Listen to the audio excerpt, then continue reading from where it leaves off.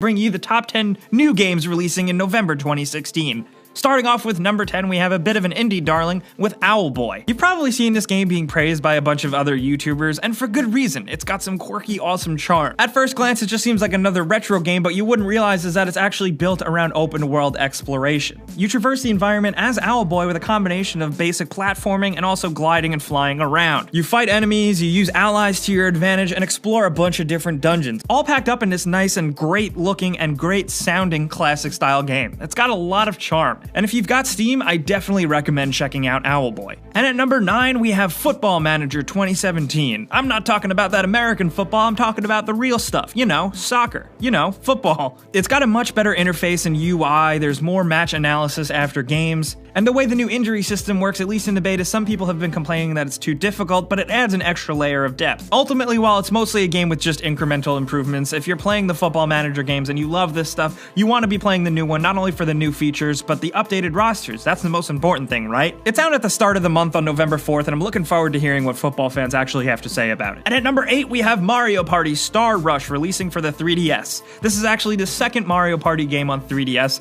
and once again, it's based around multiplayer madness, like every Mario Party game ever. The most exciting thing here, at least for me, is that the board and map design is completely non-linear, which just really adds more of a chaos factor to the overall game. The 3DS Mario Party games are a bit more streamlined, but I think that's for good reason. It's really playing to the mobile game's strengths. And there's a lot of fun new modes like Balloon Bash, Mario Shuffle, Coinathlon, Toad Scramble, and more. If you like Mario Party and you like playing it on the go, I'd say Star Rush is going to be a safe bet. And at number 7, we have Assassin's Creed The Ezio Collection releasing for PS4 and Xbox One. You'll be able to replay the classic games in all their glory, now kind of up-resed for Xbox One and PlayStation 4. And arguably it's worth experiencing because Ezio is the best Assassin's Creed character, but that's just me. With this package, you get Assassin's Creed 2, Assassin's Creed Brotherhood, and Assassin's Creed Revelations. You get all the single-player content within those games, including the DLC add-on. And if you haven't played any of the Ezio Assassin's Creed games, even starting back with Assassin's Creed 2, they're all really solid, and I hope this collection stands up and does the series justice, because this is when Assassin's Creed games were truly in their prime. And at number 6, we have Planet Coaster. This PC game is a spiritual successor to the beloved Roller Coaster Tycoon. But Planet Coaster really flips the genre on its head by just going more hardcore, and basically deeper than ever. Here you're able to create everything in the park piece by piece, not only just the coasters, but also terraforming the land and managing every little aspect of every single bit of construction. But what I really enjoy and would love to see in action is that every tourist occupying the park actually has their own set of AI and their own rules. They all have different habits, different spending habits, and go on different coasters. They're not as much mindless drones as they used to be. Now they feel a little bit more like sim characters, and I'm really curious to see how that ties into the gameplay because every single aspect of this game looks deep, but look at the graphics. Visually, Planet Coaster looks pretty dope, and I can't wait to experience it because it feels like it's just been so long since I've managed any type of roller coaster theme park type of game, so honestly, I'm all in. And at number 5, we have Watch Dogs 2, a game that I've put a lot of thought into just because I really want to see the potential of the first game realized. After the original Watch Dogs was released, it kind of brought up mixed emotions between players, but most of us really agreed on the fact that the next Watch Dogs could pull in Assassin's Creed 2 and really innovate and make the game great and realize its true potential. I'm hoping Watch Dogs 2 does that. It's a new setting, a new character, Marcus Holloway in San Francisco, more hacker stuff. It's got a little bit of a lighter tone and not as self-serious. I'm curious to see if they go too obnoxiously with it and it just kind of makes us all cringe, but I hope not. And honestly, I just really want more Watch Dogs gameplay, and if it's good and more refined, I'm all in. I don't know if you guys are, but I'm looking forward to hearing what you say in the comments. And at number 4, we have Pokemon Sun and Moon. There's a lot of weight resting on this Pokemon game's shoulders because Pokemon in general has seen a rise in popularity thanks to Pokemon Go. This is a fully 3D Pokemon game with a brand new world and a bunch of crazy new looking Pokemon, including new starter Pokemon, Rowlet, Litten, and Popplio. Apparently there's going to be a new type of attack that all Pokemon have. They're called Z moves, and they're a powerful move that can only be used once per battle. Character customization from X and Y is carried over and fleshed out, and now there's going to be Ultra Beast Pokemon that are crazy powerful and awesome. Ultimately, I haven't been paying close attention to this one because I just want to jump into a new Pokemon game and be completely surprised. I'm really hoping Sun and Moon scratches that itch that we've all had for quite a while. X and Y certainly did, but Pokemon Sun and Moon can take it all to the next level, you know what I mean? And at number 3, we have Final Fantasy 15. I can't believe I'm saying this. I feel like when this game was first announced, I didn't even hit puberty 30, but here we are. Final Fantasy 15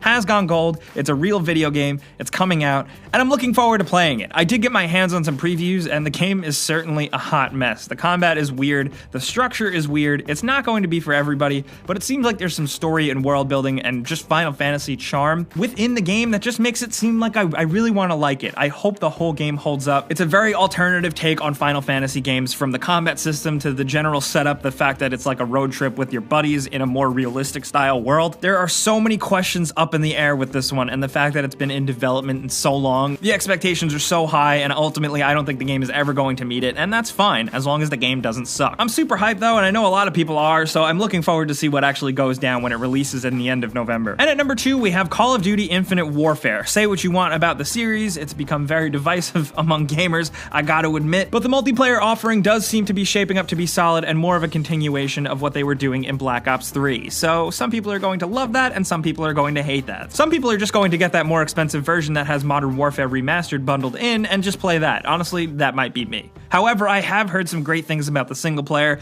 and I like a good Call of Duty campaign because they're short and sweet and action-packed, and plus Jon Snow from Game of Thrones is in this one, so that's pretty cool. Honestly, I'm just really trying to look at the bright side with this game because everybody just tries and looks at the bad side.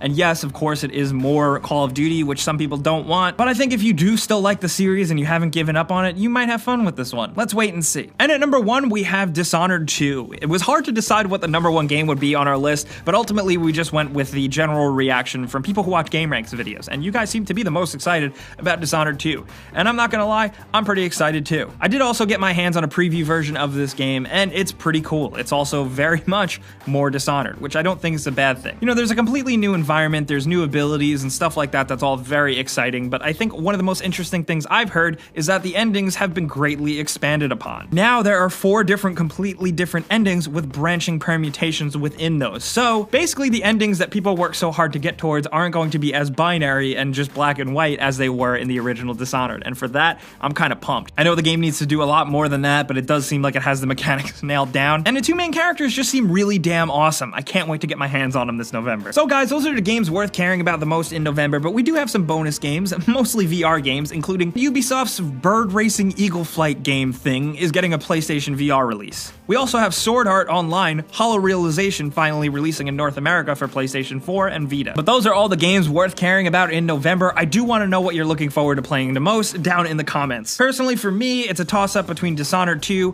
Watch Dogs 2, Planet Coaster, and Final Fantasy 15. But if you want to give me a list of the games you're most hyped about down in the comments below, that's cool too. I definitely want to hear what you're thinking for November. Let me know anything you want down in the comments below. We can also talk on Twitter, Facebook, and Instagram at Jake Baldino as well. You guys know the deal. Clicking the like button helps us out a ton, especially if you learned about a new game releasing this month. We really appreciate it. And subscribing if you're new is a great idea because we put out videos like this every single day. But as always, thanks for watching, and we'll see you guys next time.